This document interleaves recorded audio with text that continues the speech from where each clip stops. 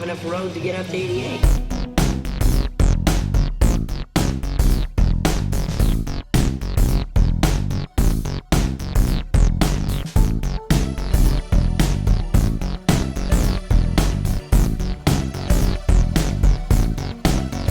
Welcome back to another episode of Front Row Cinema, a movie podcast for movie lovers by movie lovers. I am your host, TJ Trimboli, and with me, as always, I got my co-hosts in the house tonight. I got my train conductor, Mr. James O'Reilly. I got my hobo, Mr. James O'Reilly. And biggest of all, we got the man himself, Mr. Santa Claus, Mr. James O'Reilly. How are we doing tonight, sirs? I'm doing all right. It's Yeah, not lost on me that that hobo is the most likely actual outcome. Like that's the one that's the most real potentially. yeah, that's definitely the person that kid's staring 20 years down the line, right? Like, he's got it coming. Yeah. There's all kinds of weird stuff in this movie in terms of like time stuff. I don't know. I'm curious to talk about that. I want to get your thoughts on that later. But And that for we right now, shall. though, just know I'm comfortable in the fact that if I'm going to become any of those things, it's going to be a hobo. You pull off a good hobo. Do you think you'd have a good stick and picnic basket I combo to don't like, what do they call I those? don't think I don't think it's like a stick thing anymore. I think you get a shopping cart these days. I think that's Oh, the it's move. true. You do see a bunch of them with shopping carts around these days. Like it's the same as the stick thing, but it's got its own mobility built in. It got a lot more True. storage Yeah, space. carry a lot Like, more stuff in it. Is hobo an outdated term? Are you I still allowed don't to call them know. I hobos? guess so. Like I think a hobo technically you're expecting somebody who like hops on the rail, like rides the rails, like Rides the rail which around. people don't He's really do anymore, I don't think. Yeah, But he's mobile. He's a vagrant. it's like, you ever seen that episode of Mad Men when the hobo shows up and they've all got like their secret language, like they leave like symbols at places? Like that's a hobo. Incredible. They got their own terminology. I've actually never seen an episode of Mad Men. Really? Yeah, I've never watched it. Jeez, man, what do you do with all your time? I don't know, Jim. Couldn't tell you. I will say, Mad Jim, you know what I Men, do with my time? I watch pretty the Polar good. Express. That's what I do with my time, Yeah, apparently. right. I don't know that there's been a stronger case for not doing this anymore than the fact that you're watching the Polar Express instead of classic television like Mad Men. Not only watching the Polar Express instead of classic television, I'm watching the Polar Express on May 8th, 2026. Not nowhere near the Christmas season. Right. No, so Mad Men, for one thing, it actually does end up by the end of it becoming almost like a musical biopic where you're just like, okay, I get it, TV. The 60s happened. like, All right, like, good yeah, to know. sure, the 60s and the 70s were a thing. Yep, let's do the moon landing episode. Great. Like that, there's like part of that. They got to shoehorn all that stuff in there. Yeah, because like a How does lot of Don time Draper react to the passes. moon landing? Yeah. A lot of time passes in Mad Men as the seasons go on, right? So like there's that part of it, but like I there mean, it's a pretty good show. Like it's pretty great. And there's one episode in particular where like a hobo, like they do like a flashback episode to like a hobo showing up at Don Draper's house when he's a kid. And the hobo like at the end is like Don Draper's dad is like a real dick. So the hobo is like making markings like that show like it's not a friendly house, like out by like the signpost. Like, you think he got that from Moses? yeah, I think so actually. Yeah. He even did talk to a burning bush at one point. So I think you Wow. nailed it. The parallels. It's unbelievable. Right. Yeah, and I would imagine there'd have to be some time skipping for Mad Men. Like they can't go mad over like 1 year, right? Like you got to go mad over decades. Well, that's not really what the mad part means, but okay. Oh wait, do they work at Mad Magazine? Is this about them starting Mad Magazine in the Yeah, '60s? yeah, yeah, absolutely, yeah. It's all about them like selling advertising specifically to place in Mad Magazine, yeah.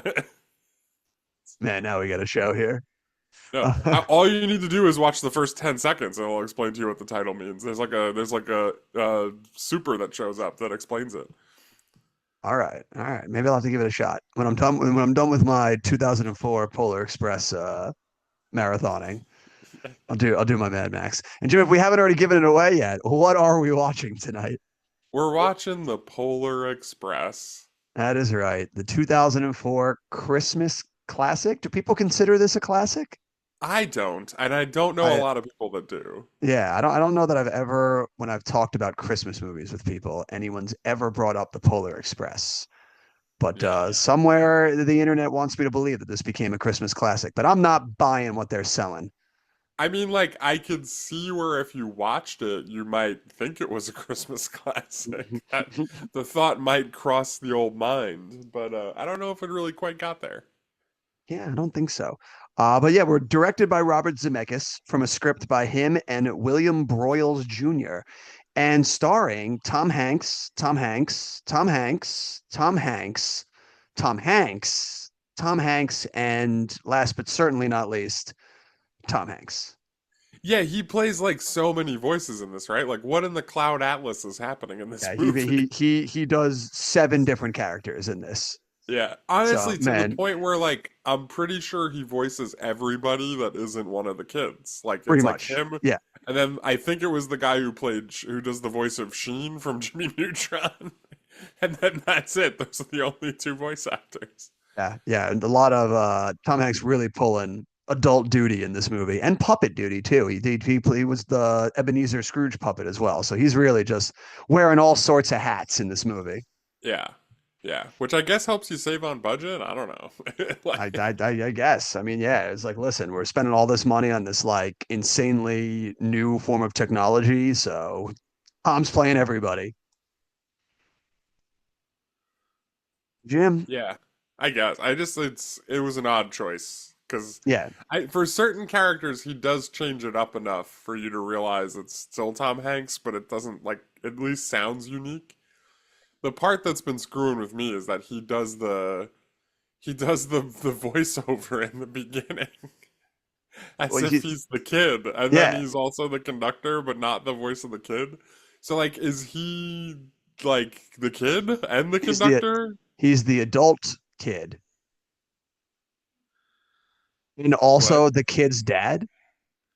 Like Right, like the right, narrator is the kid, but the kid is an adult. So like when the right. kid grows up, he has Tom Hanks's voice, but as the kid, he just sounds like the kid. But then his dad Yeah, is Tom Hanks's voice, and the conductor is Tom Hanks's voice, and right. And Sa- also Santa yeah, Claus. Santa with his deep little jolly Tom Hanks voice. Oh, it's like Tom. What are we doing here? Jim, we got the 4K. Oh wow. Yeah, does that excite you? Totally, I yeah. know, I know, I I'm know. I knew sure this. there's such an interesting blurb written on the back of it that I'm definitely wanting to hear. I know that you're definitely ready for a wonderful log line here on the back, and I'm gonna give it to you, Jim. The log line on the back reads: "The wonderful Christmas classic about Tom Hanks not believing in Tom Hanks, but then Tom Hanks comes to Tom Hanks's house and takes Tom Hanks to Tom Hanks's place at the North Pole, where Tom Hanks gives Tom Hanks a gift, and then Tom Hanks learns to believe in Tom Hanks." When you put it that way, it might be the best one yet. And God damn it, if that doesn't hit the nail on the head with this movie. Wait, does it actually say that? No, that is not actually the log line. That is a lovely review that somebody put on Letterbox of the Polar Express that I thought was so goddamn funny that I was like, I'm gonna read that as the log line. Yeah, it's a true classic, honestly. They should give that letterbox review an Oscar. Yeah, we should let that guy write all of the Letterbox reviews I and was log wondering lines from now on. I was wondering if like you know how sometimes on the back of the DVDs they'll write it and then after the character's name they'll put Yeah, the actor's name in in parentheses. parentheses. Yeah, I they did was that. hoping and praying that you were just choosing to read the parentheses and that they just put that like 12 They times. just did that multiple times for Tom Hanks. No, I was just trying to figure out how many times I could beat Tom Hanks joke into before it goes tedious and dull. And thank you, that letterbox guy, for letting me get one more in. Yeah, Um, yeah. is this a first time watch for you? What's your Yeah, yeah, experience I've with the never Polar seen this Express? before. You'd never seen this before. Yeah, no. Yeah, me neither. This is also a first time watch for me. Look at us. Wow. What an Yeah. experience. Can it really be a Christmas classic if neither one of us has seen it? I mean, That's what I'm saying. I like between the both of us, we've probably got pretty much every Christmas movie in the bag. So if there's one missing out, like I don't know about every Christmas movie, but I think if you're gonna call something a Christmas classic and two people get together, if one of them is like, I've never seen that, the other person can't be like, yeah, me neither. They have to be like, wait, what do you mean you've never seen it? You know what I mean? Like, there's Fair, really no yeah, in between. yeah. A classic is when you come across somebody in the wild that hasn't seen it. That's like running into like a unicorn.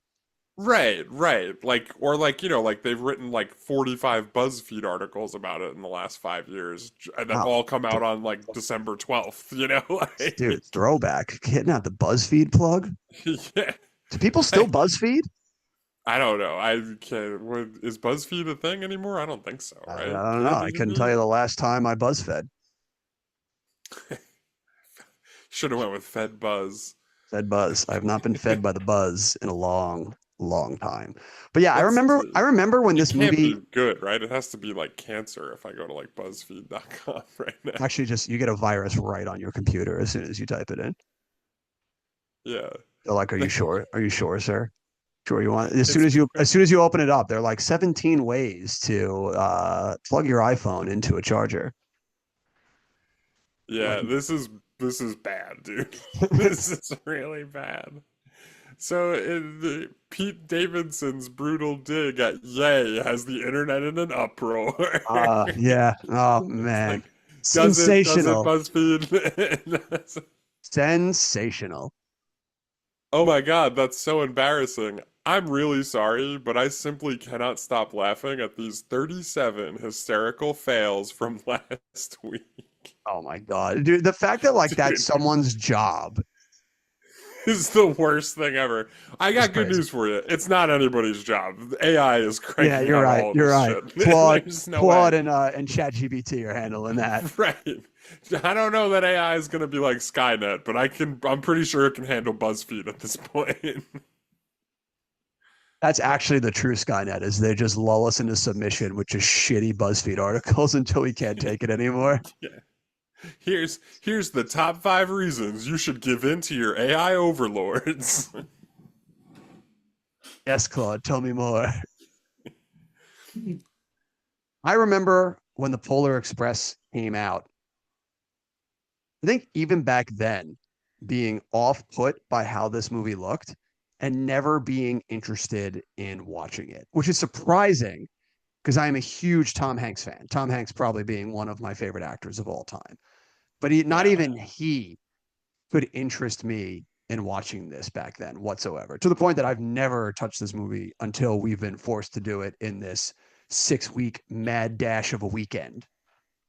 My take is, at least for me, I can speak on. I was probably a little too cool for school when this movie came out, like to go see the Polar Express with Tom Hanks. Or we're what? We're 14, 15 when this comes out? Yeah, 2004? and honestly, without giving away too much, back then it looked to me kind of to just be like slop. You know what I mean? Like, Wow. Using a word um, from the future to describe the past. yeah, like it just like at the time, I feel like my thought process, and I can like vaguely remember it, was like, man, that movie looks really dumb. Like, it's like, okay, a kid takes a train to the North Pole. Like, what's the point of that? Like, Yeah. Yeah. And I don't remember the trailers ever really selling any like actual rip roaring adventure that felt worth going on.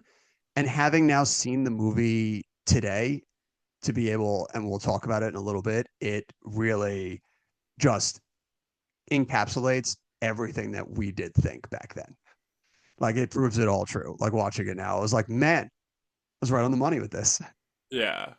I don't want to dig too much into it right now because I feel like there's a lot I can say about this particular thing. I don't want to derail us just yet.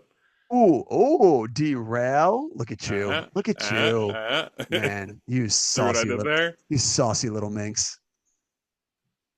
So then we won't derail us just yet, Jim. Let's keep this on the tracks. Pull this hobo into the next Let's station. get this train rolling. Keep rolling, rolling, rolling, rolling. Fred Durst is our conductor, and he's taking us to some box office numbers. Numbers, dates, and numbers, numbers, dates, hooray. Dates, numbers. Show me the money. All right. So I am going to be honest. I still don't understand when the Polar Express came out. I'm just going to be upfront about it. I'm so confused From looking what I at was Box Office seeing, Mojo. from what I was seeing when it's talking about its release date, when I was just looking up my own stuff, it said it opened in second place behind The Incredibles. So I'm assuming even though there's like some tomfoolery when we were looking at Box Office Mojo, that weekend that The Incredibles comes out is the same weekend Polar Express comes out. Yeah, I suppose. Yeah. I mean, it's just weird to me that it like doesn't even have like an opening box office weekend number to click on in Box Office Mojo. And like, listen, I'll be totally honest with you. I am not going to work beyond searching for the movies in Box Office Mojo. It's not going to happen. So, as far as I'm concerned, Polar Express doesn't even have an opening weekend, all right? Well, it does. I can give you the number if you want it, my friend. No, not yet. First, we got to talk about the budget. Okay. Well, when Um, you're ready for it, I got the opening weekend number for you. I did mention that maybe Tom Hanks playing every character was a sort of cost saving measure, right? Yeah. Do you want to take a stab? Did you look up the budget for this movie? Be honest. Yes, I did. But Okay. I saw it as a range, and every number of the range from the lowest number to the highest number was all absurd to me. Yeah, what Box Office Mojo has here is $165 million. Wow, even that's low. The last one that I saw, they had it as high as 170. Yeah, But which is any way you slice it is insane for a movie where your only star is playing seven roles. Crazy. well, it's just insane for a kids movie to me. Like, and I understand why it costs this much. And I'll be honest, you kind of brought up the animation earlier.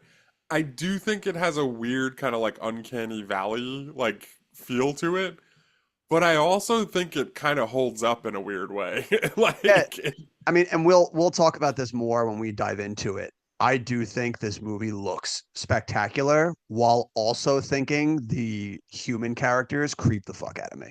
yeah, agreed. Yeah. Yeah. Um, so like I get where the money went to because like again like it is a pretty impressive accomplishment if your movie is over 20 years old and I watch it and I'm like, let's say this, if it's over 20 years old and relies heavily on like visual effects and I'm like, "Huh, nice. Like you did a good job." You know, like you probably Money also put well a lot of spent. money into it too. Yeah. Money well spent. Whether you got a return on that investment, another thing, but shows on the paper. Yeah, right. I had wished maybe a little bit that they had put more time into like writing it, you know, like that would have Yeah. been like maybe a little bit more money than that budgeted for that little process. Who's got the But time? but yeah, so it opens, it looks like November 10th. So it doesn't open the same opening weekend as The Incredibles. It comes out that Wednesday, like following the Incredibles opening weekend is the first day that I see here. Is weird because like on the thing that it shows me, they have it opening right behind The Incredibles. So like it's so weird how Box Office Mojo is just so wrong on this movie. What are you looking at? I'm just going through the stats that it shows that it compiled everything in what's the site? The numbers. There's like a by the numbers Huh. that does box office totals. Because what I have it earning 23.3 for its opening weekend. So interesting, because hold on, I'm pretty sure that's what it shows here for the weekend of the 12th through the 14th, which is the weekend we're So in. it's so weird. So I wonder if it just like $23.3 million. Dollars. I don't know how they I'm pretty compiled sure it. Box Office Mojo has this right, that it came out that Wednesday. So then let's just go with that because The God part I don't knows understand though is why they're saying this is the second second weekend. weekend. That's what I'm saying. Because It's it like didn't have like a weekend yet. It's yeah, only been out for like 3 days before this weekend. Two yeah, I don't days know. even, Wednesday and Thursday. Unless it just counts that Wednesday and Thursday as the previous week. So like Yeah. regardless, it's gonna call that one the second. I don't know, but we'll just go with that from box office numbers just to keep things as succinct as possible. Yeah. But yeah, so it opens behind the second week of The Incredibles with $23.3 million. It's ahead of every other opening movie that we've talked about so far, right? We So have it beats lived in Kinsey, this it beats weekend. Finding Neverland, which feels like months ago. I'm amazed that that's like the same weekend. It beats out Bridget Jones, Seed of Chucky, and After the Sunset. All like pretty healthily too. Like it beats them like pretty handily in What this weekend. what a whirlwind. Yeah, and that 23.3 is good enough to put us in the number 60 spot. Behind How to Lose a Guy in 10 Days is 23.8 and ahead of Resident Evil Apocalypse is 23. Yeah. And there's something interesting here because obviously that's not a very big number when you're talking about a $165 million budget. But I also think there's some context clues already for the point of this, right? Like it comes out like on a Wednesday in the middle of November. They're not expecting big, huge openings as much as they're hoping for legs, right? Like that feels like the play here. Absolutely. I mean, I'm sure they're hoping they're going to have a great opening, but for them, exactly the key is we want to be here for Thanksgiving, and hopefully we still have the legs to be around come Christmas time. Yeah, see, I don't know that you release it against The Incredibles if you're looking for big openings. I think you're just saying, like, in the long run, we'll beat this movie out. This is like a superhero movie that's going to come and go if it ever, like, really like blows up at all. Whereas we're Where going to they run will. through December, we're going to run through January. We're going to be the holiday movie. Like, that's our lane here. And so even with that low number, I'm curious to see like what the legs look like if they can rack in some totals over time and like and see where we end up. It'll be interesting to see what the overall worldwide is by the end of this. So the next weekend it drops down to fourth place, only a 32.8% drop, down to $15.7 million. All right. Mm. So far so good. I mean, oh, a pretty low drop, Yeah, like but they got it's to really, another 15 million if it can keep this pace, things are looking up, right? yeah, they got to hope for that bump though for Thanksgiving weekend. Well, yeah, I mean, so here it is, right? Yeah, give me This that is bump. Thanksgiving Day weekend, 26th through the 28th. It's going to go up Oh, 23.8%. that's what you want to Hold see. fourth place and then pull in another 19.4 million. Okay, good. That's what you want to see. Especially for a movie like this, if you want that like sign of legs, you want that bump increase. Right. Because it shows that, like, the people who are taking their kids to the movie on this holiday weekend, of which there will be many in 2004, they've heard good things. Like, this has been out for a few weeks now. It's on their radar. This is the movie they're taking their kids to see. And by the way, not for nothing, Incredible's still doing really well, but starting to fade a little bit, just a little bit. Pulls The in Incredibles. 23.5 I was okay. So The in Incredibles that is Thanksgiving weekend. still ahead of Polar Express here, but the gap is Still closing. ahead, right? It's a lot tighter, and because Yeah. again, a lot of people that were going to see The Incredibles have already seen it, and Polar Express is getting into its wheelhouse here because the next weekend we're going to go to is December 3rd. Oh yeah. Tis the Um, season now. yeah, right. 44.4% drop actually jumps up to third place though, leapfrogging The Incredibles. Right. It's going to pull in another 10.8 million against The Incredibles, just a bit of like $9 million basically. Yep. This is what you want to see. So it's jumped it. And I mean, look, it's happening, folks, because the December 12th, 10th through the 12th, Polar Express drops one spot down to fourth, widens the gap between The Incredibles. Only an 11% drop down to 9.6 million. Yeah. Still See, in fourth place. and this is the spot where if you're going to start seeing sub 30% drops, you got legs. Like an Yeah, 11 exactly. percent drop at that point is yeah, like we're in good hands now. Yeah, and you haven't even, I mean, like, you're in the thick of the holidays, but you got to expect that it'll do even better, like, the next couple of weeks as Christmas gets closer? Absolutely. And still in fourth place, we talk about the top 10 for a long period of time being, like, maybe not the best metric, depending on what movies are coming out. But it's been in the top 4 now for like 5 or 6 weeks, which is pretty incredible. It's definitely making its money.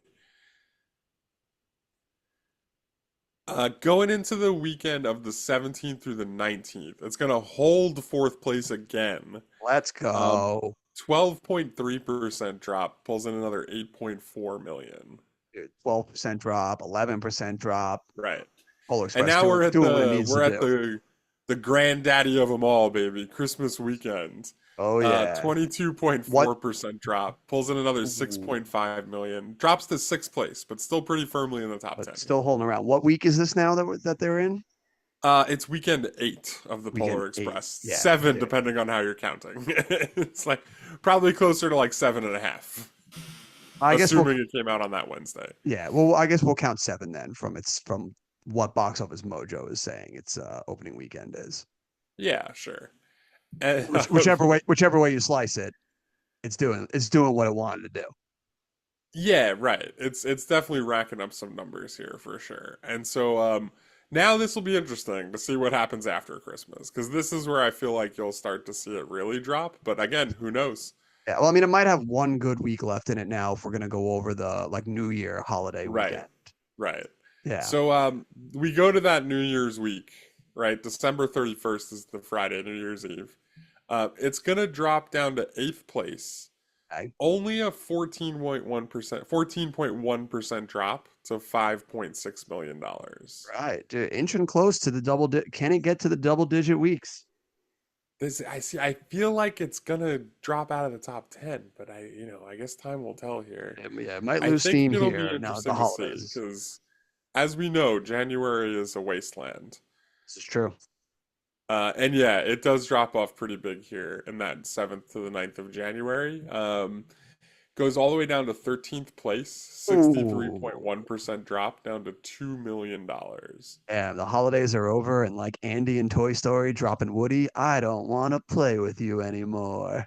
I mean, I But guess so, still, but let's eight see. eight weeks ain't nothing to sneeze at.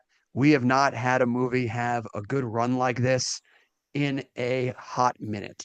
So Polar Express in good company in the 8 week club. You got franchise movies in here like Spider-Man, Harry Potter, and The Lord of the Rings. So you did what you needed to do. Yeah, and I mean, the totals are a little interesting because I don't know that this really is a success, right? Oh, But we'll see. does this kill in the Bahamas like after the sunset? So I don't know. I guess we'll have to check on the Bahamas.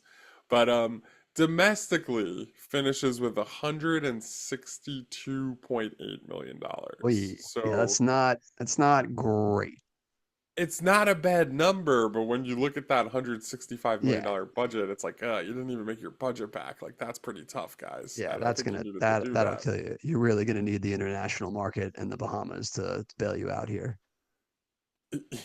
Especially the Bahamas. especially the Bahamas, Um, famous for loving polars and expresses. Internationally, it pulls in 123.2 for a worldwide total of 286 million.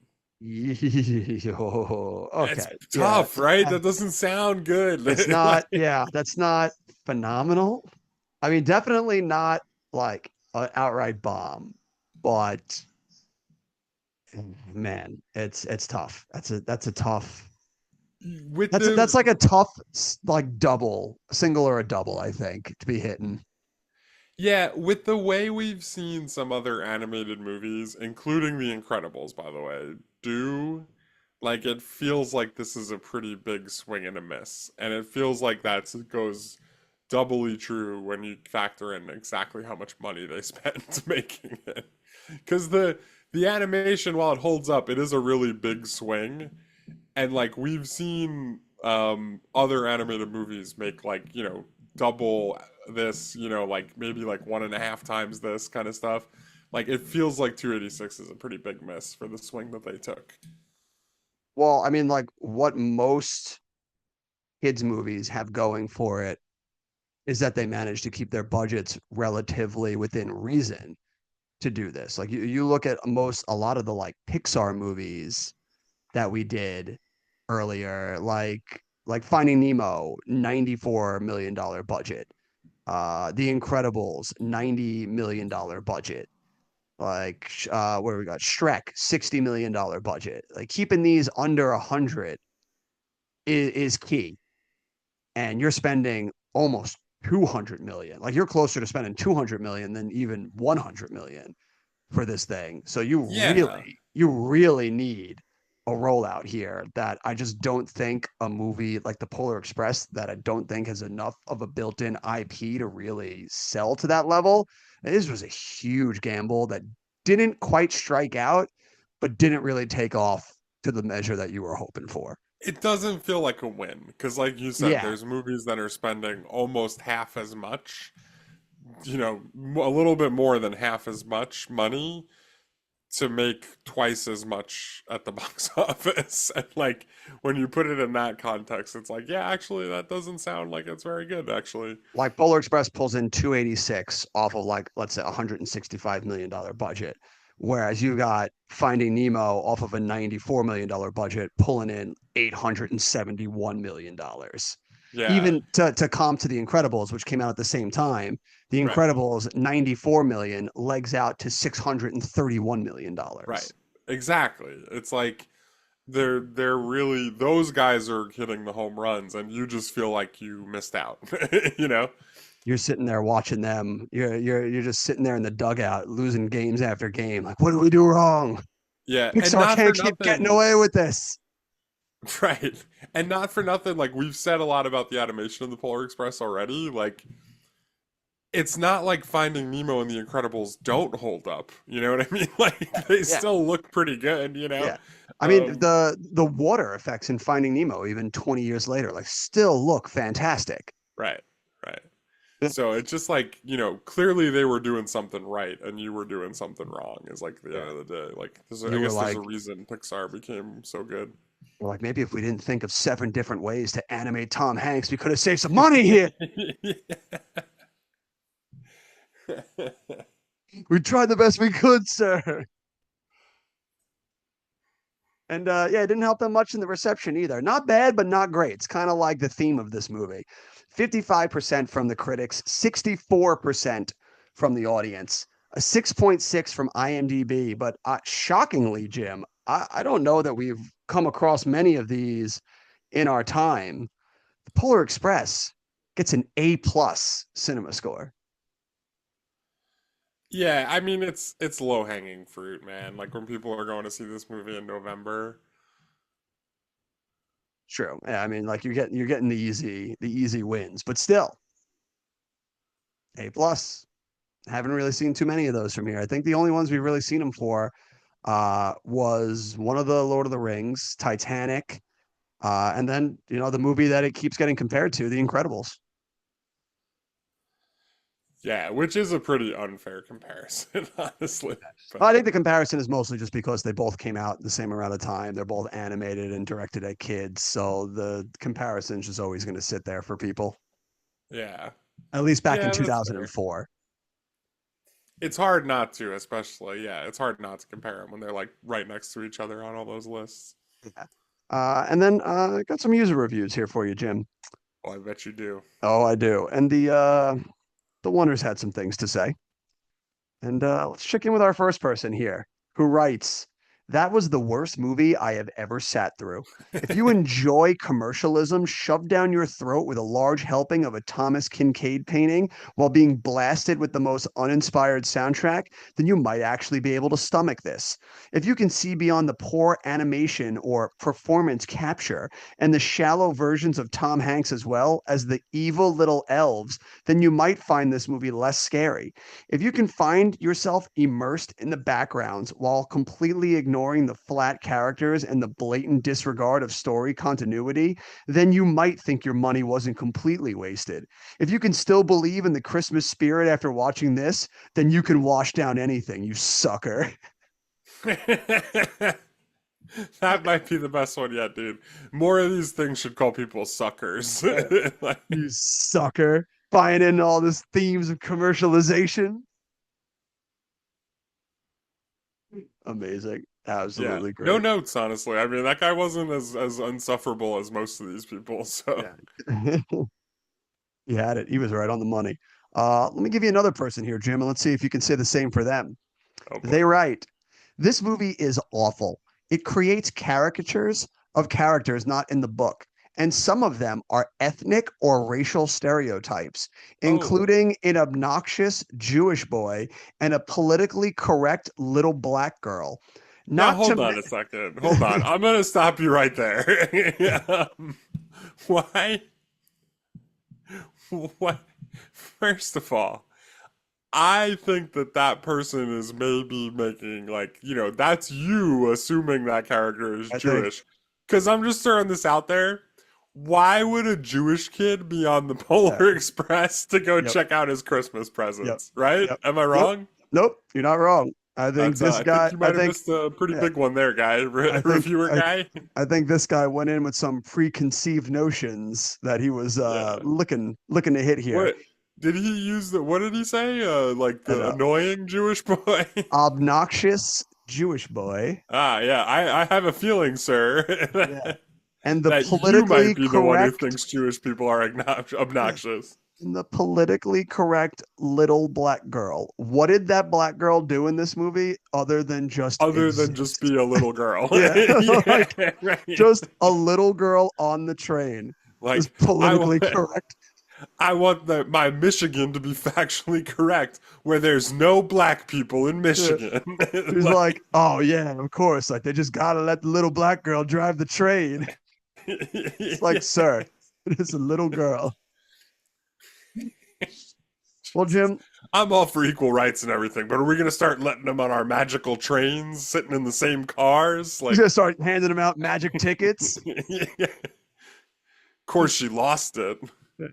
Well, Jim, this man continues after he finishes, including an obnoxious little Jewish boy and a politically correct little black girl, not to mention the Yiddish speaking elves. Yo, I don't think that the elves are Yiddish. I mean, I know he said Meshuggah at one point, but Oh, man. The book was a simple story about belief, and this movie is a dark, ugly, and needlessly scary movie about nothing. He's this guy. I just can't get over him calling the kid Jewish. Like, it's called the Polar Express. They're going to the fucking North Pole for They're going to the Christmas. North Pole to meet Santa. And Like, they're why like, would they're like, hold on, guys, we need to pick up this little Jewish boy. yeah.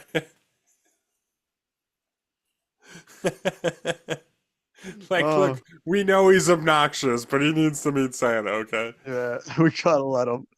Oh my God. And listen, it's 2004, all right? It can't just be all the white people going to meet Santa, all right? We gotta throw a little black girl in there. Wonder what the hobo would have thought of that little black girl. Oh my God, yeah. The hobo actually is the one leaving this review. He's like, back when I used to hitch onto this train, nothing but Yeah. good old whites. The train that I haunt used to have standards.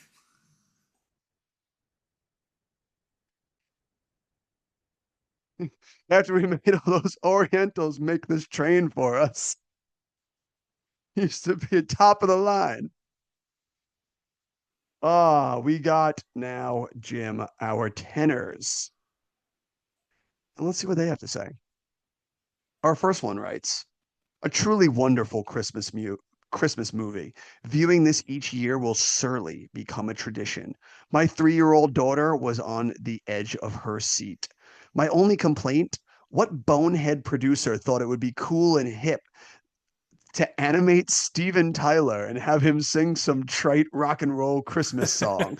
That was the, she goes, that was the only gay part of the whole thing, Oh no. but not a deal killer. Why? Why date an otherwise timeless picture? Listen, this was a all-time Christmas classic that I will enjoy with my family for every year to come until I am dead in the ground. But I gotta be honest, that Steven Tyler part pretty gay. Like, know, the 3.5 second shot of an animated Steven Tyler. Yeah, yeah. Gay. Pretty gay, guys. Really? What the fuck? What's wrong with people, man? Exactly. It's just such a silly thing to write. So absurd for no reason. Oh man. Oh, all right, one more for you, Jim. These are really top notch tonight, man. I'm not gonna lie. I'm like fucking crying. Oh god, that's so good. All right, this person writes, having just returned from seeing the Polar Express, and to answer many who have put this film down, I would have to say this is perhaps the best feel-good film that I have seen in a long time. One cannot view this and then just walk out without a tear or two in their eyes. Tom Hanks gave an excellent performance. I would have paid twice the amount of money to see this. In fact, I can't wait to see it again. Go see this excellent film and judge for yourselves. And yes, do take as many kids as you can. What? I was gonna go find some kids off this. Kids, let's go see the Polar Express. Take as many kids as you can. I just kidnap a bus full of children. What were you doing, sir? I had to take them to see the Polar Express. It's like the political attack ad, just like ... take as many kids as you can, and then quotes this person. Oh my god, they finish They with don't give you the context. when we talk of moral values, we need only trust in the magic and beauty that this season of giving can bring. Go see this film and let your heart decide, not some jaded critic. Oh my god. Yep, they hit it, baby. Don't trust those critics. Yeah. What do they know? Yeah. They don't know anything about Christmas, I'll tell you that much. Did those critics take a bunch of kids to see this movie? I don't Yeah. think so. I'll tell you what, a lot of them have something in common with that obnoxious kid on the train, too. So what do they know about it anyway? Oh my god. Just nonsense. Insanity. My god. All right, Jim, I turn it to you. What were your thoughts on the Polar Express? Before I dive in, I do have some interesting fan theories. Oh no. And I've found a better way to do this. Okay. I've stumbled upon the site TV Tropes, which, I've been on before. I didn't realize that they had this kind of stuff on here, where this is a very short, rundown of like a bunch of different fan theories. So we're just gonna keep it surface level. We're just gonna read like one hitters for each of these. Yeah, I'm ready. Starting with my favorite one.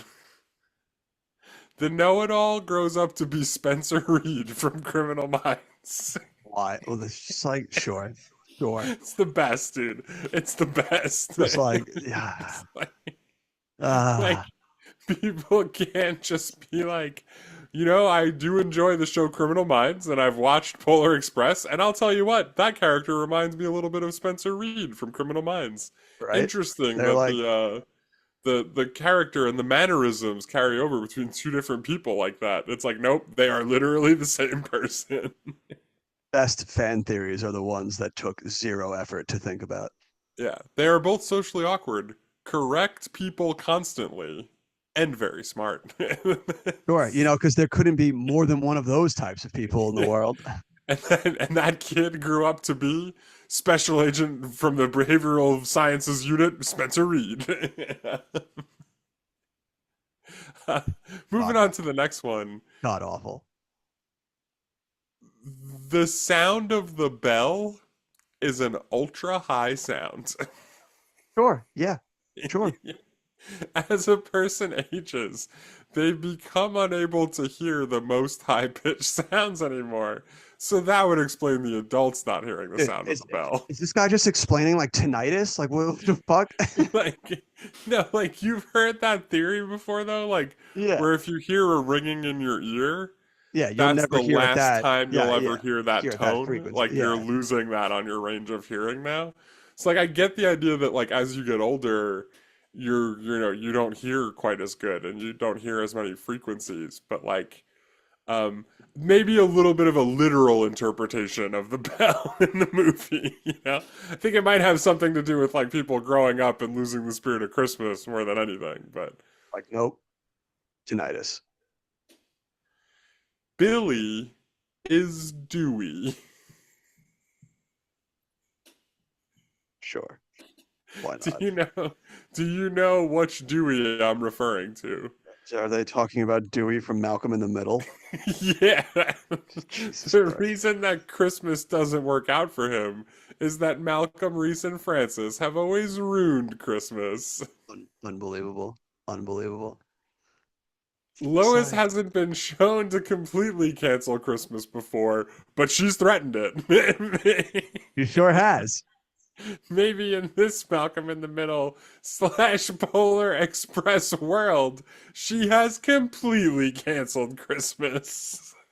So not only are we getting a Dewey is Billy like fan It's theory, like, but this is what? now also an alternate Malcolm in the Middle Yeah, universe where universe. Lois has canceled Christmas in Yeah. perpetuity An until further alternate notice. universe where they've grown up in Grand Rapids, Michigan, and Dewey is somehow telling everyone his name is Billy when he's on the train. Right.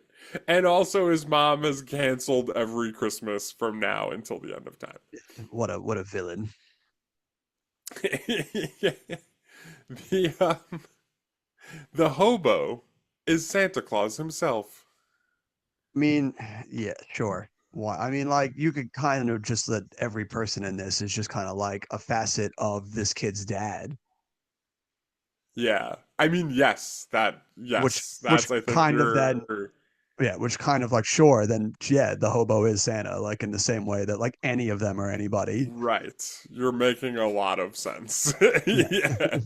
Um but hear me out though. Santa can take on a completely different experience, like appearance, and he can be in two places at once, right? So we know those things are true, right? Obviously. Totally. Yeah, Um, for sure. he appears first to the boy as the hobo because he knows the boy won't believe his true form early on, and is preparing him to believe. Oh my God. He's seasoning him. Right, grooming him, you might say. Wow. Santa, a Uh, groomer. Who would have thought it? this is my favorite thing ever, by the way. That he Okay. finishes this with, "This is either weird or awesome. Your call." Which, No, dude, you set this up. It's yours, man. Don't be putting this on me now. right, right. I don't think it's weird or awesome. I just think it's kind of silly, actually. Yeah. Pass this buck off to me. There can't be more of these. There's so many more. You get two more. This is way too Okay, many. okay. I gotta pick wisely. They're so good though, right? I mean, They're like so how could you absurd. skip any of these? I mean, I'm not They're gonna read so like the 20 that are left. no, yeah, But no. It's so funny. It's so absurd. Ridiculous. there's a lot about the hobo. I'm just gonna pick really quickly. I mean, like, there's a couple about time travel. Like, some of them think that the conductor is a time lord, like from Doctor Who, or that the Polar Express is a time machine, like the DeLorean. I'm not sure why they God, wouldn't say like the train from Back to the Future 3. I that guess one. more people know about the DeLorean. Yeah, that one would be too much of a layup. And then I'll just give you a couple other hobo highlight ones. So the hobo is Satan. Or Specifically, he's a composite character of the Christian interpretation of Satan, a jerkass who pretends to what? be a king despite being trapped in a frozen, windswept wasteland. That can't mean what I think it means. Oh Hey, yeah, a jerkass is a character who is so completely obnoxious that it's unbelievable anyone would willingly interact with him. are they talking about the I guess obnoxious it's like Jewish boy? no, no, this is about the hobo. No, I know. And then the last one, I'll spare you the rest of these. The hobo is the ghost of the conductor's twin brother. Sure. Why not? It's just so stupid. Why not? Fan theories, man. They Yeah. love their combined universes. They love their long lost twins. Sure. Love taking things that are not anywhere in the text and just, yeah, Why not? Yeah, because you know what? It's like God. You prove to me he's not the Yeah. conductor's dead twin brother ghost. And you know what? I can't do it. It's like, I can't. They got me there. Catch 22. yeah. So I'll tell you what. You believe what you believe, and I'll believe what I believe. All right, buddy. Right. There you go. You showed me. There's no knowing if he's the long lost twin brother ghost of the conductor or not. Just watching over his train conductor brother. Unbelievable. Absurd. Absurd. Okay. Now give me your thoughts. All right, so on to the movie. Now that you've put all that out in the world. Um, hey, don't pin this on me, okay? They put it out into the world. This is TV Trope's fault. No, I mean, like, so my thoughts on the movie is this is exactly the kind of movie you're gonna get when you're trying to adapt a 32-page kids picture book. You know what I mean? Like, Yeah. it feels as shallow as a book I would read to a kid ought to be. You know what I mean? Like, Yep. it looks really cool at a lot of different parts, which I think is, again, not nothing. It's like something to write home about, you know? But ultimately, like, we say all the time that story is king. And like the story in this movie is like so bare bones, it like doesn't even exist. And like we talk about all the time as well when we talk about story, that like if your idea, like as an idea, really has some juice, the parts of the story that are most interesting and actually make the beginning and the end important is all the stuff that happens in the middle. And like in a good story, that middle builds on the beginning and culminates to an end. In a bad story, the middle has me being like, wait, what is this movie about again? Like, what is this kid? What's he doing? Like, where are they going? Like, why is anybody here? You know? And that's how I feel throughout like most of this movie, right? Like, am I wrong? Like, how did you agree? Or I absolutely felt that way too. It's weird having such an acclaimed filmmaker behind this and Robert Zemeckis that he would not take any time to really give any propulsive action to the kid. It's as passive characters can be. He yeah, doesn't and I really mean, have he doesn't really have a goal other than to just hope to believe in Christmas. And there's no way to actively do things to work towards that goal along the right, way. On the right, train, things just happen to him. And right, sure, there's small moments where he takes action to do like a little thing, like get the train ticket back or discover pulling on that dude's beard is going to move the caribou. But none of those things really helps push him towards believing in Christmas or through the no, goal of the central question of what he's hoping for. right, Another thing to that really bothers me too is it doesn't really feel that this kid has anything to learn or learns anything by the end of this movie. It blows my mind watching this that this kid does pretty much fuck all this entire movie and then gets the first present from Santa there. We spend this whole time learning about this poor, lonely kid that doesn't get Christmas, that doesn't have any friends, right. that is lost. You And mean not like the one only, who should be the main character yeah, in the yeah, movie? That one, yeah. yeah. And not only does this kid, who his only concern is he's really having a crisis of faith, not only does this kid get the first Christmas gift, but doesn't decide, no, this kid should have it instead. Just decides it's mine. And I'm just going to ask, hey, Santa, what's the meaning of it all, man? Yeah. And it's like, this kid is a spoiled little brat. Yeah, so like, okay, I'm with you for most of that, right? The way I would ask this is as a question, which is like, at what point on the Polar Express trip do you just like start believing in Santa Claus, right? Because I can't imagine that it's a slow build at all. Like, there has to just be a point you hit in this movie where whether it's the magic train that's going toward the pole, like the North Pole, Yeah. or it's the fact that when you get to the North Pole, there's like a bunch of elves making toys, and like a whole like town square that you're in, or the fact that there's like a conveyor belt like putting all the kids' toys, like, at some point you're just like, okay, that's undeniable evidence that there is a Santa Claus and this is all real. And like whenever that happens, it's not a slow build. Like, the second you show up in the town square, you now understand that it's all real. So what the heck is the rest of this movie about? You know what I mean? Like, I don't know, like, Say it's right about the time the Polar Express starts Tokyo drifting across the ice that I'd be like, right, it's time to start believing. right. Or like the ghost hobo, like Yeah, maybe like at the very least you understand magic is real pretty early on in this yeah. movie, and like in an unquestionable way, like you couldn't deny it. So like with all that said, you're right. None of the middle of the movie is about him like like learning to believe in anything, because him believing in things, it's so unquestionable like at very early on. So it all becomes like, oh no, the wind blew my ticket away. Like it all becomes just like stupid things like that he overcomes like almost instantly every single time. You know what I mean? Like the only thing that takes even a little bit of gumption is like getting up to the girl at the front of the train. You know what I mean? And even that doesn't take very long. Like it doesn't take him doing anything all that spectacular.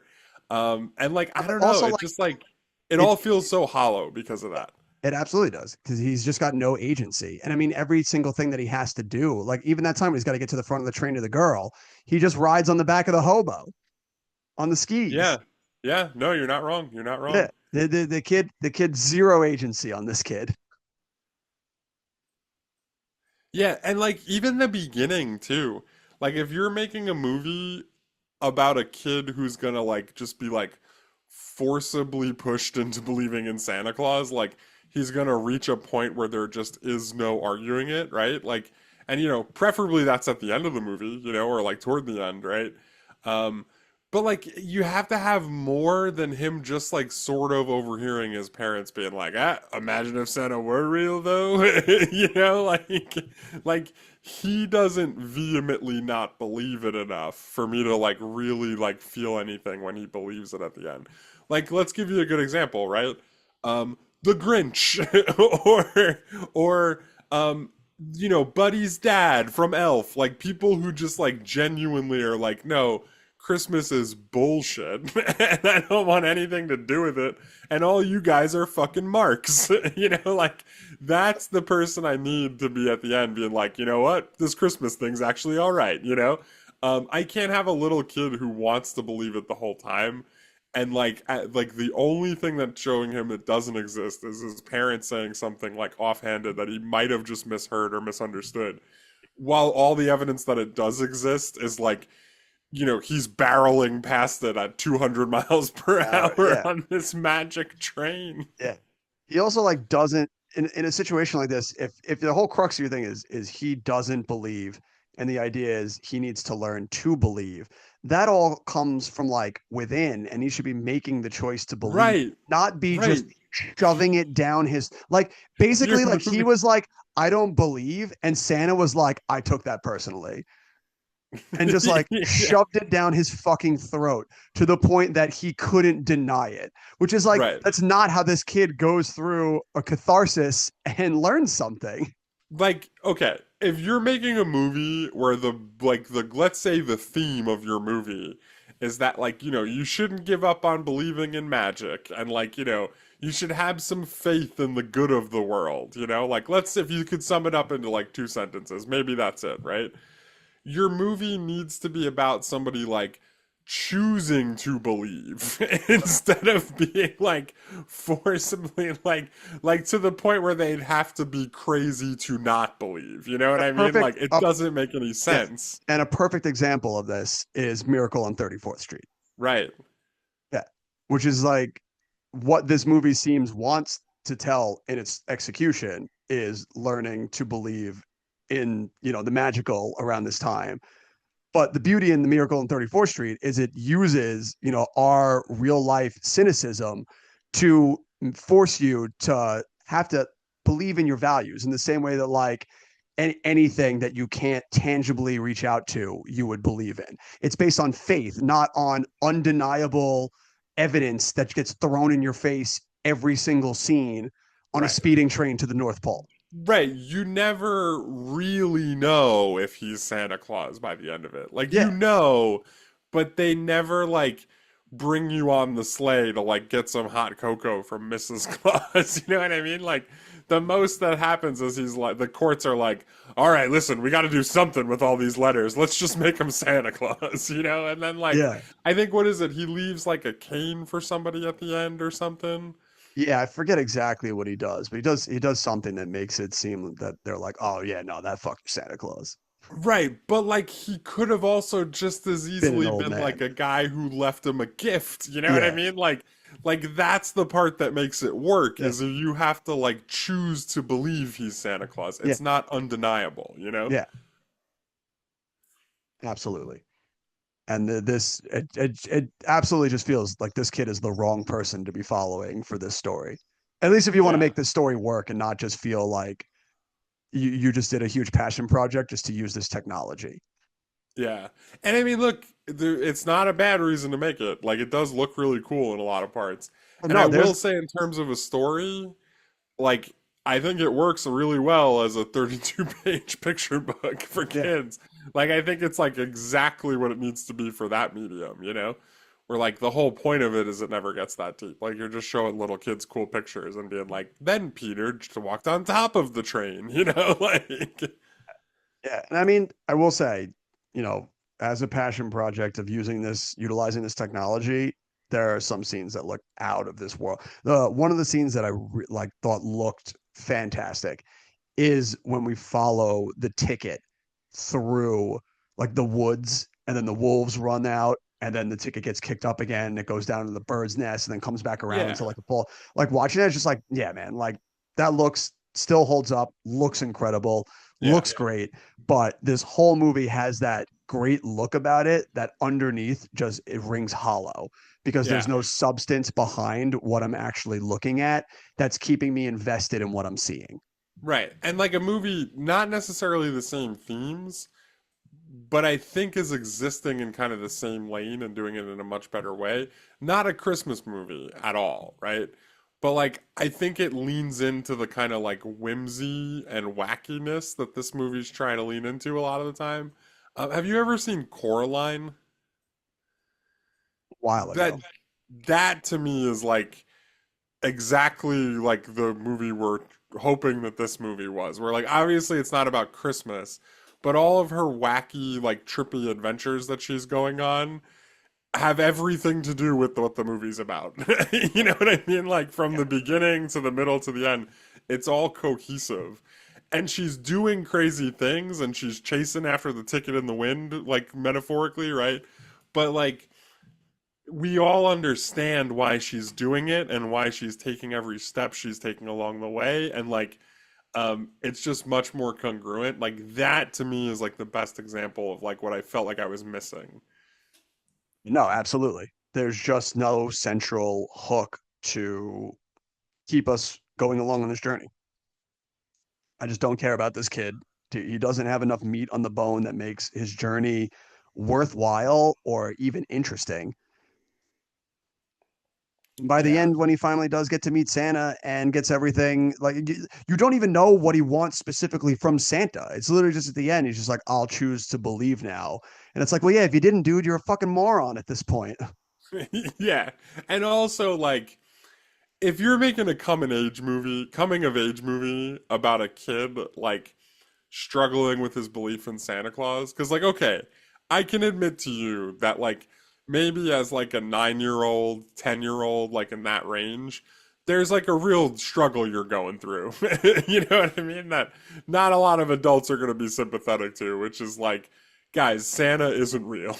Like, you know, Sorry like to burst your I bubble. really believe this, and it was kind of the tits when I did, and like I really wish he was, but it turns out he's not. And like there's something to be said about like a character handling that, you know what I mean? That I think would be interesting and like a lot of kids could relate to, you know? I don't think the answer at the end can be it's all real though. right? Like, Yeah, like yeah, that's no. not a good coming of age movie then, because that it's guys. I hate to break it to you, it's not like it's not real. There is no Polar Express that's taking us to the North Pole. Like the interesting part of the movie is the kid like realizing that choosing to believe and like continue to like you know be good to each other around the holidays and like believe in a little bit of magic and perpetuate that lie a little bit is actually the right thing to do. Like, okay, yeah, now I can get behind this. Like, just because it's not real doesn't mean we can't believe. Like, Even okay, thumbs up. Like, that's something a kid might actually want to learn about this whole thing. especially if like now at the end, like maybe the lesson he learns now is that so that now he's not ruining it for his younger sister. It's like you're letting your Right, younger sister still get those years that you right. had. Because Like, and there's two sides of this coin, brother, and like yeah, you get just as much from the other side as long as you got somebody who does believe. You know what I yep. mean? Like, there's like something to that the movie misses out on because we're on a magic train to the North Pole within 5 minutes. You know what I mean? Like, and again, maybe that's not what they're trying to do. Like, and kudos to them. It just like it feels like if I was gonna make a coming of age story about like losing faith in Santa Claus, the ending wouldn't be that like turns out he's real, Yeah. guys. It's all real, my friend, and you better Yeah, believe for the rest of your fuck. It really seems that Santa giving him that gift is like you better believe for the rest of your fucking life, boy. yeah, I showed you some wild shit, man. Let this always be a reminder. yeah, exactly. And that's why you're gonna be my. Really, he's just been chosen as the next conductor. That's what it is. Pretty much, yeah, yeah. There you go. It's like when you get to grow up, oh, you get to be the conductor, or you can be the long lost ghost. You choose wisely, buddy. Yeah, But either right. either way, you're ended up on this train. Take your fucking pick, bub. You gotta be one or the other. And your twin brother gets the other spot. When Christmas time rolls around this year, will you be singing the hot chocolate song? No, no, Hot to not even a go. little bit. Hot I chocolate. will say that was the peak of the uncanny valley, though, with those like hot chocolate servers like dancing around and stuff. That was creepy as all get out. Yeah, yeah. I did not enjoy that. The humans is really where you can tell that it needed the most amount of work still, and it wasn't quite there yet. I But mean, so like the humans to some extent, yeah, but I think that most of the humans in the movie were a lot better than the server guys. And I think that like the idea with the serving like musical scene was like there's a lot going on here. There's a lot of like misdirect happening. Maybe let's shave a little bit off that budget animating these guys. You know, yeah, like I think that that was part of what was going on because like they really didn't look like they moved naturally. Like in a way that was like unsettling. And like yeah, the every other character in the movie was kind of like that, but they were like to me like very clearly the worst ones, you know? the way they're like jumping around and everything in it is. I Yeah. wonder And if I really too. feel If like I they were wonder if just like, let's just like pump the brakes a little bit, you know, like we don't necessarily need to go as all in on this scene because it's like 45 seconds of the movie and like there's a lot going on. Nobody's I even gonna notice, you I know? also wonder if maybe the quicker range of motion was tougher to animate Yeah, that's probably part of at it that too. point too. Because like for the most part, everybody else is they don't. There's no really like fast mechanics in this outside of maybe the hobo sledding on top of the train at that one point.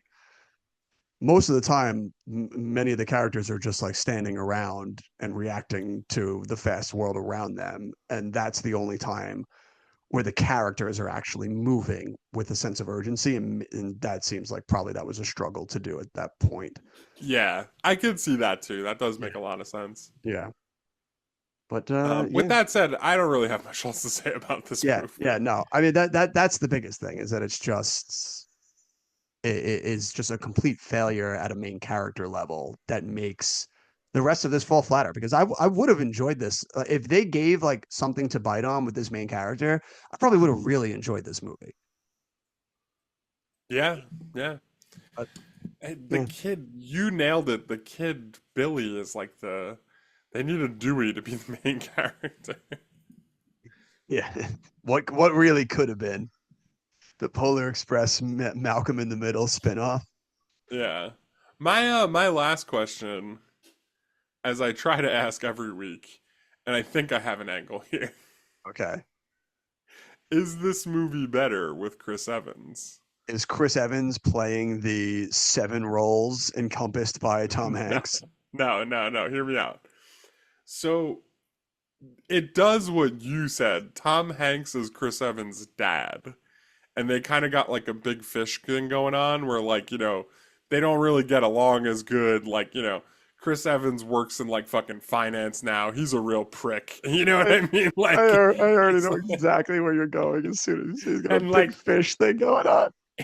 yeah, and it's kind of like a Christmas Carol. Like the dad conductor is like taking him on the train like through like, Christmas pasts and like to fucking Billy's house and like and then eventually they get to the North Pole. I don't know. You get the idea though. Like, you No, know no, what I I got mean? it. And again, like that at least gives like some bite to it and gives a narrative to our main character to go through that's more than just I'm going to be brought along for this journey and maybe I'll believe by the end of it. Yeah. Cause you also like you nailed it, man. Like Tom Hanks is his dad. Like all of those characters are his dad. Like the conductor is his dad. Fucking Santa Claus is his dad. The hobo, like it all feels like him like having a dream about his dad, like the whole thing. It's And it's like, him it's him taking him hearing what his dad said while he was pretending to be asleep and just contextualizing that in all these different forms.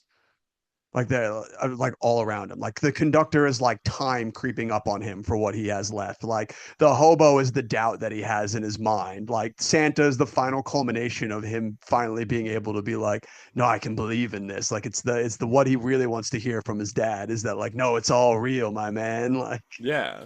Yeah, because like what are all of our fathers if not some mixture of like Santa Claus who gives us presents, like the guy who's like a bit of a stern taskmaster but still loves us and keeps us on task, like keeps it so we're on time and gets us where we need to be, and also a wistful hobo. Like what are all of our fathers if not some kind of amalgamation of those three things? I know that's what I think about whenever I dream at night. Yeah, right. We all have some wistful hobo in us, I think. That it Maybe does. it's just me. I don't know. I don't know. What do you think Mr. Raj thought about this movie? He definitely loved it. He's such a mark, dude. He's Mr. such a Raj, mark. the biggest mark on the planet. Raj, Mr. I'm Raj gonna Ebert. refuse to play the drop in protest, but I think he probably loved this. I would You're, say he'd give you're, it like a listen, 3, maybe you're gonna even be a 4. you're Dare gonna I be say a 4? you're gonna be hard in protest, Jim. Roger Ebert gave the film his highest remarks of God, 4 stars, so dumb. writing, "It's a little creepy, not creepy in an unpleasant way, but in that what sneaky teasing way that lets you know eerie things could happen. This one creates a world of its own, like The Wizard of Oz or Willy Wonka and the Chocolate Factory, in which the wise child does not feel too complacent." I mean, everything he just said is true, Yeah, but it wasn't a 4-star movie, yeah. Raj. I'm But sorry. like, but that does not a good movie make. Right, exactly. Yeah. And Exactly. like he's missing two like really big components of like what makes the Wizard of Oz and Willy Wonka work and this like not. Yeah, And like that they is have like main those like characters all that actually have a goal. yeah. Yeah. Man, with that fucking mark. All right, Jim, what say you? I don't know. I got to give this like I don't know, like it's hard to take off too much because again, it does look really incredible. Yeah, but that's Um really the only thing it has going for it is but that it that is a looks big really good. thing for a movie like this. Like it's enough Yes. for me to say I can't give it like 1 or 1.5 for Well, yeah, example. no, no, definitely not 1 or 1.5. But I think, I mean, I'll bury my lead. I'm going with it too. Yeah, it's pretty close to a 1 or 1.5 though. It's just that like a couple of things pull out of the doldrums. I'm also gonna go with 2. We got 2 weeks in a row, baby, with fours. And honestly, I think fours is a perfect spot for this with some of these other movies that we got lined up in here, Jim. Polar Express or the Rugrats movie? Polar Express. Same. Polar Express or Hey Arnold the movie? Polar Express. Oh yeah. Hey, Polar Express or Mr. 3000? Polar Express. Oh yeah. Polar Express or Ray? Polar Express. Oh yeah. Polar Express or last week's After the Sunset? Um, Steamrolled. I think I gotta say Polar Express, but for some reason that I can't explain, I really want to say After the Sunset, but I can't quite bring myself to do it. Yeah, I think just the sheer artistry in what they did visually puts it over After the Sunset. Polar Express Right. or Finding Neverland? You know what? I'll actually take Finding Neverland. Oh, wow, look at you. I'm also going to take Finding Neverland. Polar Express or Friday Night Lights? Friday Come Night on, yeah, I was going to Lights. say Easily. nothing's beating that. Uh, Easily. Polar Express or The Forgotten? The Forgotten. Oh Yeah, of yeah, course. yeah. I think this is where Polar Express is really going to run out of steam. Polar Express or Shallow Hal? Shallow Hal. Yep. And then King of the Fours, Polar Express or King Arthur? King Arthur. Oh yeah. It feels like every time I hear that that's the King of the Fours, it gets even crazier. I don't know. Did I I know. agree to this? It gets funnier and funnier. That's the top of the charts every time we do it. All right, so Polar Express going to settle in the 85 spot, right there, sandwich kind of in the middle of the fours, and there you go. That's your spot. And Jim, I couldn't be happier to place it there, as it means we are finally done with this fucking weekend, Yeah. Yeah. and And I we have can. some good news for you. The next weekend's going to be a lot lighter. I'm I just am looking so through it. happy to hear that. I don't know that I could do another week of 3 or 4 movies. There is a so like there's a handful of like, like random like way down the list things. No, no, no, no, no, I've no. clicked through them like I none of Jim, them are big Jimbo. enough or the like movies I've heard of for me to actually say we should watch them. Okay. Um, because I can't imagine that any of them are good. And they're pulling in like, $6,000 Yeah, for the no. opening And weekend. after the week Um, after the weeds that we've been in, I think it's time yeah, for a light week. right. The thing is, like, if I'm gonna like force things like Kinsey or Seed of Chucky, I have to be willing to pass on Battle of the Brave. You know what I mean? Like, I Yeah, just yeah, have to. yeah. Um, It's a worthy so concession. with all that said, there's only two movies we're gonna be doing this week for this Oh, upcoming weekend. that Um, is that is music to my ears. And as I see, they are 2 movies that we saw in theaters too. So that's yeah, extra yep, right there. both, yeah. So yeah, the Nickelodeon will get its chance like to like break the four streak and like maybe even get if it's also a four, maybe even get off the bottom of the barrel of the fours with the SpongeBob SquarePants movie. Ooh. Oh yeah, I remember And that then being a also, hot item. which I think is going to be the king of this weekend and maybe for many weekends to come, National Treasure is the second movie that we'll be watching. Man, we really had to dig through some trash to get to that nugget of gold, but that nugget of gold is approaching, my friend, and It's going to be good. Yeah, I'm excited about it's it. gonna be good. So, I'm which one excited. is? Does that mean SpongeBob is up first? It is, yeah. All It's right, all kind of right. neck and neck, and I'll lead with I'll like get a little bit ahead of ourselves here. Like there they are, the one and two movies for this week. Cool. So yeah, I feel like that's a wonderful thing right there to be diving into a weekend where the 2 new movies are actually the big dogs on the block.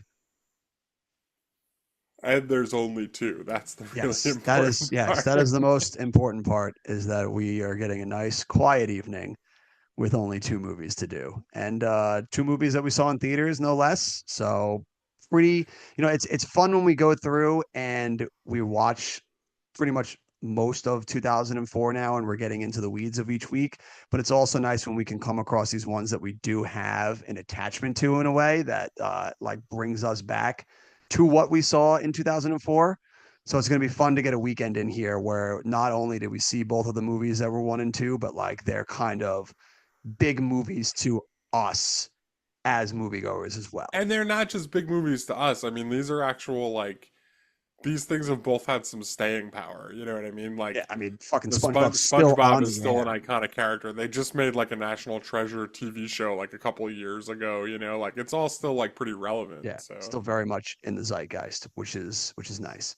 All right, awesome. So we got SpongeBob on deck next week, and fucking beautiful National Treasure after that. I'm gonna watch it like 6 times. It's gonna be great.